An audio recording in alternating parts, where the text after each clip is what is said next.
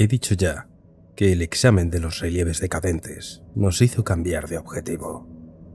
Por supuesto, la causa fueron las galerías abiertas hasta el negro mundo interior, de cuya existencia nada habíamos sabido, pero que estábamos deseando encontrar y recorrer. Por la escala de los relieves, dedujimos que un recorrido cuesta abajo de cerca de 2 kilómetros por cualquiera de los túneles más cercanos nos conduciría al borde de los oscuros y vertiginosos acantilados que se alzaban sobre el gran abismo por cuyos flancos los senderos, construidos por los ancianos, conducían a la orilla rocosa del oculto océano nocturno. Contemplar aquella cima fabulosa era una tentación a la que nos pareció imposible resistirnos una vez tuvimos noticia de su existencia, aunque comprendimos que si queríamos incluir la exploración de ese vuelo, debíamos emprenderla cuanto antes. Eran las 8 de la tarde y no teníamos pilas de repuesto para iluminarnos todo el camino.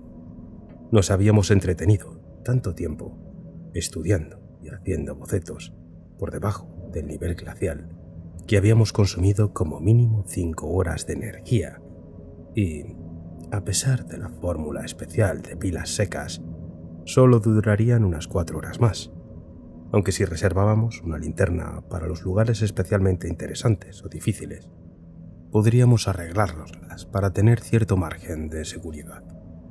No tenía sentido internarse sin luz en aquellas catacumbas ciclópeas. Por ello, si queríamos hacer aquella excursión al abismo, debíamos renunciar a seguir descifrando los relieves murales. Por supuesto, nuestra intención era volver a aquel lugar y consagrar días e incluso semanas al estudio y la fotografía intensivos, pues hacía tiempo que la curiosidad se había sobrepuesto al horror, pero debíamos darnos prisa. Nuestra provisión de papel para ir dejando rastro no era infinita y no queríamos sacrificar los cuadernos de notas o el papel para los bocetos, aunque nos deshicimos de un grueso cuaderno. En el peor de los casos, podíamos hacer muescas en las rocas y, por supuesto, si nos perdíamos, nos quedaría la posibilidad de salir por algún canal siempre que tuviéramos tiempo de probar unos y otros. Según los relieves en los que nos habíamos basado para hacer el mapa, la boca del túnel se hallaba como mucho a medio kilómetro del lugar donde nos encontrábamos. En el trecho que mediaba, había edificios de gran tamaño que probablemente podríamos atravesar, incluso por debajo del nivel glacial. La propia entrada se hallaría en la base, en el ángulo más próximo a las montañas, de una enorme estructura de 5 puntas, de uso evidentemente público, y tal vez ceremonial, que intentamos recordar del vuelo de reconocimiento. No nos sonaba haber visto dicha estructura, por lo que concluimos que la parte superior debía de estar muy dañada, o que se habría derrumbado por culpa de una grieta en el hielo en la que sí habíamos reparado. En tal caso, el acceso al túnel estaría tapado, por lo que deberíamos probar suerte en el otro, que estaba a menos de 2 kilómetros al norte. El lecho del río nos impedía intentarlo en cualquiera de los túneles más al sur, y si los 2 túneles más próximos estaban cegados, era dudoso que tuviésemos pilas suficientes para llegar al siguiente, que había al norte, y que estaba a unos 2 kilómetros de nuestra segunda elección. Mientras avanzábamos por el lóbrego laberinto con la ayuda del mapa y de la brújula, atravesando estancias y pasadizos en diversos estados de conservación, subiendo por rampas, cruzando puentes y salones a nivel del suelo, y volviendo a bajar, topándonos con puertas bloqueadas por montones de cascotes, apresurándonos de cuando en cuando por tramos extraordinariamente bien conservados, siguiendo pistas equivocadas que nos obligaban a desandar el camino andado y a recoger los papeles que habíamos ido dejando, y pasando a veces por debajo de alguna grieta por la que entraba o se colaba la luz exterior. Nos tentaron, en numerosas ocasiones, los relieves murales que vimos por el camino. Muchos debían de contar sucesos de enorme importancia histórica, y solo la perspectiva de nuestras futuras visitas nos animó a pasar de largo. De todos modos, de vez en cuando, aminorábamos el paso y encendíamos la segunda linterna. Si hubiésemos tenido más películas, sin duda nos habríamos detenido un momento para fotografiar ciertos bajorrelieves, pero pararnos a copiarlos a mano estaba descartado. Vuelvo a llegar a un punto en el que las dudas o la tentación de insinuar más que de afirmar se vuelven muy fuertes. No obstante, si quiero justificar mis motivos para desaconsejar nuevas exploraciones, debo revelarlo todo. Nos habíamos abierto paso hasta llegar muy cerca del lugar donde habíamos calculado que se hallaba la boca del túnel, después de cruzar por un puente a la altura del segundo piso hasta el extremo de una pared y descender por un pasadizo en ruinas en el que abundan los relieves de factura tardía, muy decadentes y elaborados, y aparentemente ritualistas. Cuando, alrededor de las 8:30 de la tarde, el fino olfato del joven Danforth nos advirtió de algo inusual. Supongo que si hubiésemos llevado con nosotros un perro, nos habría avisado antes. Al principio, no acertamos a decir qué le ocurría al aire, antes puro y cristalino, pero al cabo de unos segundos, nuestra memoria lo recordó con suma claridad. Intentaré explicarlo, sin vacilar.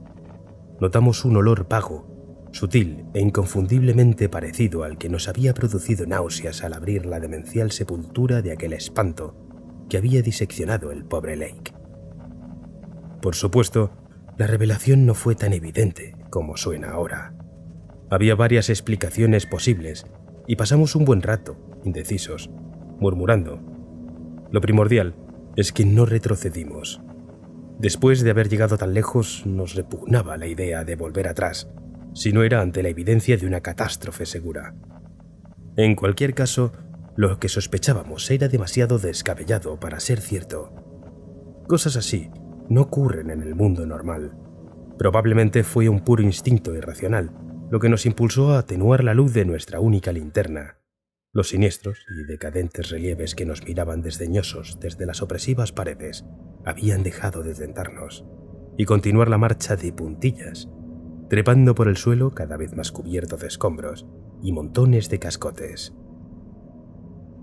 Danforth demostró no solo tener mejor olfato, sino también mejor vista que yo, pues fue también él quien reparó en el extraño aspecto de los cascotes, después de que atravesáramos muchos pasadizos casi cegados que conducían a estancias y pasillos a nivel de suelo. No daban la impresión de llevar tantos miles de años abandonados, y cuando aumentamos con mucha precaución la intensidad de la luz, vimos que había una especie de pasillo entre ellos. La naturaleza irregular de los cascotes impedía que hubiese marcas claras, pero parecía que alguien hubiese arrastrado algún objeto pesado por los sitios más despejados. En una ocasión, creímos ver una especie de rastros paralelos, como el de unos patines. Eso hizo que volviéramos a detenernos. En ese momento fue cuando notamos, los dos al mismo tiempo, el otro olor que llegaba de delante. Aunque parezca paradójico, nos resultó al mismo tiempo más y menos espantoso en sí mismo, pero infinitamente atroz en ese lugar y en aquellas circunstancias. A menos, claro, que Githny, porque lo que percibimos fue olor a gasolina normal y corriente. Nuestra motivación a partir de entonces es algo que dejaré a los psicólogos. Ahora estábamos seguros de que alguna terrible prolongación de los horrores del campamento se había arrastrado hasta aquel oscuro cementerio de eones, y ya no había ninguna duda de que una situación inconcebible, actual o al menos reciente, aguardaba un poco más adelante. Sin embargo, al final dejamos que la pura curiosidad, la preocupación, la autosugestión, un vago sentimiento de responsabilidad hacia Githny, o quién sabe qué, nos empujara a seguir. Danforth volvió a aludir con un susurro a la huella que le había parecido ver al doblar la esquina en las ruinas de arriba, y al leve silbido musical que después del informe de disección de Lake había cobrado un terrible significado, a pesar de su parecido con los ecos de las cuevas en las ventosas cumbres de las montañas, y que había creído oír procedente de las desconocidas profundidades. Yo, a mi vez, le recordé el estado en que había quedado el campamento, las cosas que habían desaparecido y que la locura de un único superviviente había conseguido algo inimaginable. cruzar las pavorosas montañas y descender hasta aquella construcción desconocida y primigenia. Pero no logramos convencernos, ni siquiera a nosotros mismos, de nada definitivo. Habíamos apagado la luz y vimos que una leve claridad se filtraba desde el exterior e impedía que la oscuridad fuese absoluta. Tras reemprender maquinalmente la marcha, nos guiamos encendiendo de vez en cuando la linterna. Los cascotes, amontonados, nos habían causado una impresión de la que no lográbamos deshacernos, y el olor a gasolina iba en aumento. Cada vez encontrábamos más restos que dificultaban nuestro paso, hasta que muy pronto comprendimos que no podríamos seguir. Habíamos acertado en nuestro cálculo pesimista sobre la grieta entrevista desde el aire. El túnel estaba cegado y ni siquiera podríamos llegar al lugar donde se hallaba el acceso al abismo. La linterna, al iluminar los grotescos relieves de las paredes del pasillo obstruido en que nos encontrábamos, nos mostró varias entradas más o menos bloqueadas, en una de las cuales el olor a gasolina tenía una especial intensidad y casi tapaba el otro indicio de olor. Al fijarnos con más atención, vimos que sin duda alguien había apartado los cascotes de aquella entrada en concreto. Fuese lo que fuese el horror que estuviese acechándonos, estaba claro cuál era el camino hacia él. No creo que a nadie le extrañe que tardásemos un buen rato en reanudar la marcha. No obstante, cuando por fin nos aventuramos por aquel oscuro arco, la primera impresión fue de decepción, pues en toda la extensión cubierta de piedras de la cripta tallada, era un cubo perfecto de unos 3 metros por cada lado. No había ningún objeto de tamaño apreciable. Así que miramos instintivamente, aunque en vano, en busca de otra entrada. Un instante después, la aguda vista de Danforth identificó un lugar donde habían limpiado los cascotes del suelo, y encendimos las 2 linternas a plena potencia. Aunque lo que vimos a la luz era simple y trivial, no por eso siento menos reparos en contarlo por todo lo que implicaba. Alguien había nivelado toscamente los cascotes, había dejado desperdigados sobre ellos varios objetos de pequeño tamaño, y había vertido hacía poco en un rincón suficiente gasolina para dejar un fuerte olor, incluso la extremada altitud de la meseta. En otras palabras, no podía tratarse más que de una especie de campamento. El campamento de algunos seres que, como nosotros, habían visto frustrada su exploración al encontrar cegado el acceso al abismo. Seré claro, los objetos desperdigados procedían, en lo que se refiere a su sustancia, del campamento de Lake, y eran latas de comida abiertas de modos tan insólitos como los del campamento arrasado. Muchas cerillas quemadas, 3 libros ilustrados más o menos manchados, un tintero vacío y su caja de cartón con las instrucciones, una pluma estilográfica rota, varios trozos de pieles y de la tienda extrañamente recortados, una pila eléctrica usada con sus instrucciones y un reguero de papeles arrugados. No era un buen indicio, pero cuando alisamos los papeles y vimos lo que había en ellos, aún nos pareció peor. Los papeles emborronados que habíamos encontrado en el campamento deberían habernos prevenido, pero verlos allí, en las bóvedas prehumanas de una ciudad de pesadilla, se nos hizo casi insoportable. Si Gidney se hubiera vuelto loco, habría podido dibujar los grupos de puntos imitando los que habíamos encontrado en las estiactitas verdosas, iguales a los que vimos en las demenciales tumbas estrelladas. Y también podría haber hecho toscos y apresurados bocetos, más o menos exactos, de los alrededores, trazado una ruta diferente a la que habíamos seguido nosotros, desde un lugar representado con un círculo, un lugar que identificamos como una gran torre cilíndrica en los relieves, y una enorme cima circular que habíamos visto en el vuelo de reconocimiento, hasta la estructura de 5 puntas, donde nos hallábamos en ese momento, y la boca del túnel que había detrás. Repito que podría haber bosquejado aquellos bocetos, pues era evidente que se habían hecho como los nuestros a partir de los relieves tardíos de algún lugar del laberinto glacial, aunque no eran los mismos que habíamos visto, utilizado nosotros Pero lo que no podría haber hecho jamás una persona sin dotes artísticas como él es ejecutar aquellos bocetos con la seguridad y la extraña técnica, tal vez incluso superior, a pesar de la prisa y del descuido, de cualquiera de los relieves decadentes en los que estaban inspirados. La técnica típica e inconfundible de los ancianos en los días de gloria de la ciudad muerta. Habrá quienes digan que Danforth y yo fuimos unos locos al no salir huyendo, pues nuestras conclusiones, por muy descabelladas que fueran, eran muy claras y no necesito precisar su naturaleza a quienes hayan leído mi relato hasta aquí. Puede que lo fuésemos. ¿No he dicho ya que aquellas horribles cumbres eran las montañas de la locura? Pero creo poder detectar el mismo espíritu, aunque no de una forma tan extrema, en quienes acechan a bestias mortíferas en las selvas africanas para fotografiarlas o estudiar su comportamiento. Por más que estuviésemos casi paralizados por el miedo, había en nuestro interior una chispa de curiosidad que al final acabó triunfando. Por supuesto, nuestra intención no era enfrentarnos a lo o a los que sabíamos que habían estado allí, pero pensamos que ya debían de haberse ido. A esas alturas, ya habrían encontrado el otro acceso al abismo y se habrían adentrado en el oscuro fragmento del pasado que pudiera estar esperándoles. O, si esa entrada también estaba bloqueada, habrían ido al norte en busca de otra. Recordamos que no dependían sino parcialmente de la luz.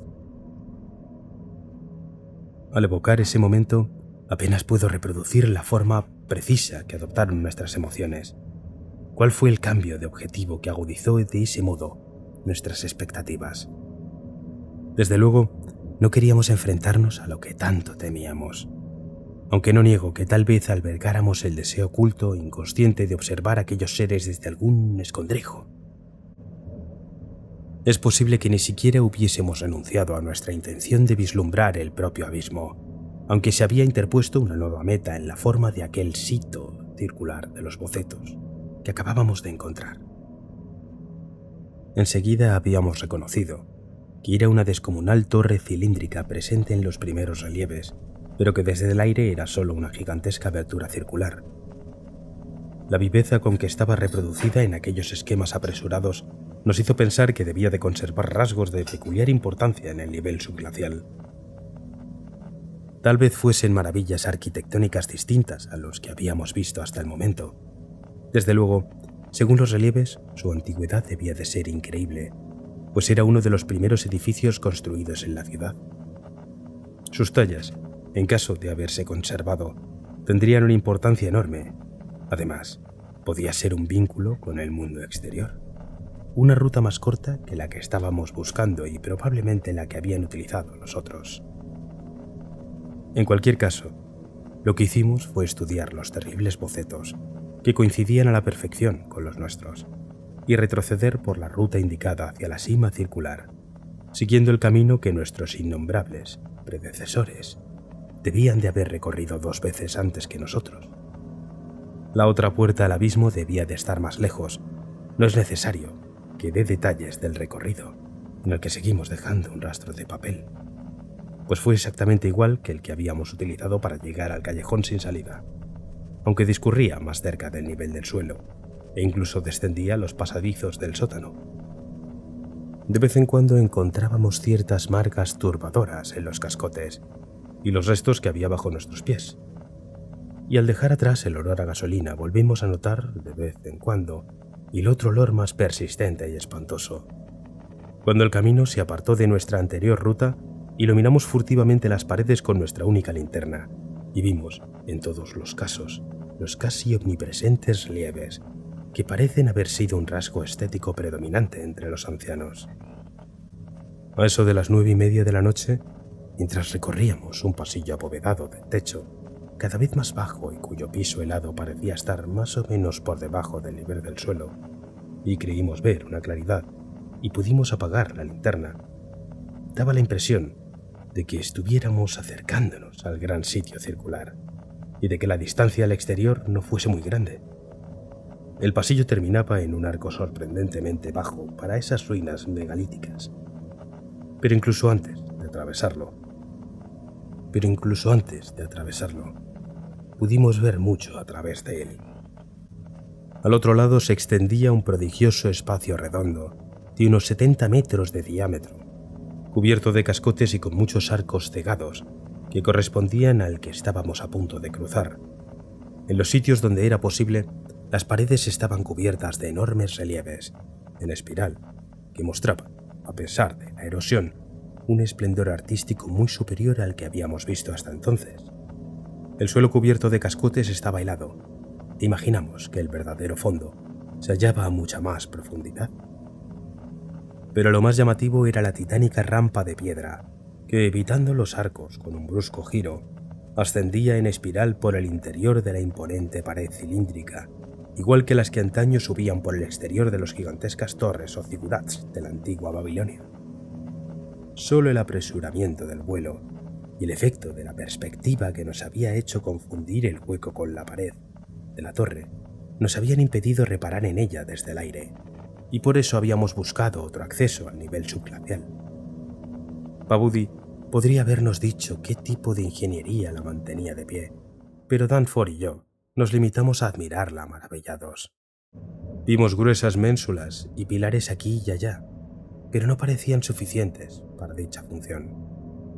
El conjunto estaba muy bien conservado hasta el actual remate de la torre, una circunstancia notable si se tiene en cuenta que estaba muy expuesto a la erosión y había contribuido mucho a proteger los extraños y turbadores relieves de representaciones cósmicas de las paredes. Al internarnos en la cegadora claridad del fondo de aquel monstruoso cilindro de 50 millones de años de antigüedad, y sin duda la estructura más antigua que habíamos visto, vimos que la rampa se alzaba vertiginosamente hasta una altura de unos 20 metros. Por lo que recordábamos de nuestra exploración aérea, eso significaba que la capa de hielo que de fuera tenía un espesor de unos 10 metros, pues la cima que habíamos visto desde el aire se hallaba en lo alto de un montículo de escombros de unos 6 metros y protegido en parte por la gruesa muralla de una línea de ruinas más altas. Según los relieves de la torre original, se había alzado en el centro de una inmensa plaza circular y tenía entre 150 y 200 metros de altura, con gradas de discos horizontales cerca de la cúspide y una hilera de pináculos en forma de aguja en el borde superior. Era evidente que la mayor parte se había derrumbado hacia afuera, más que se hacía dentro. Y era una suerte, porque de lo contrario, podría haberse destruido la rampa y haberse cegado el interior. A pesar de todo, había sufrido un deterioro notable, y solo hacía poco habían despejado parcialmente el acceso a los arcos de abajo. Apenas tardamos un instante en concluir que esa era la ruta que habían utilizado los otros para descender, y que sería el camino lógico que seguiríamos en nuestro ascenso, a pesar del largo rastro de papeles que habíamos ido dejando en otra parte. La boca de la torre no distaba más del avión en las estribaciones de las montañas que el gran edificio con terrazas por el que habíamos entrado, y cualquier exploración subglacial al que hiciéramos en ese viaje tendría que limitarse a esa región. Extrañamente, seguíamos pensando en ulteriores exploraciones, incluso a pesar de lo que habíamos visto y deducido. Luego, mientras nos abríamos paso con cautela entre los cascotes, vimos algo que nos hizo olvidar todo lo demás.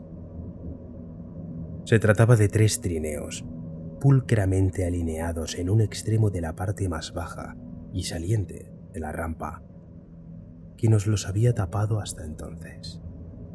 Ahí los teníamos, los 3 trineos del campamento de Lake, destartalados por el esfuerzo que debió suponer arrastrarlos a la fuerza por las grandes extensiones cubiertas de restos y cascotes, y cargar con ellos por los sitios más impracticables.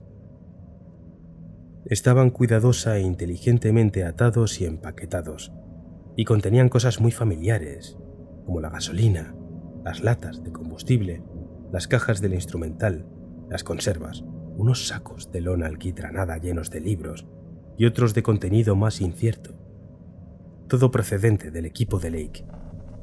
Lo que habíamos encontrado en la otra sala nos había preparado en parte para aquel descubrimiento. El verdadero sobresalto nos lo llevamos cuando nos adelantamos y abrimos uno de los sacos de lona cuyo perfil nos había inquietado. Por lo visto, No solo Lake se había dedicado a recoger especímenes. Ahí había 2, congelados, muy bien conservados y con cinta adhesiva en las heridas del cuello. Eran los cadáveres del joven Jitney y del perro que faltaba.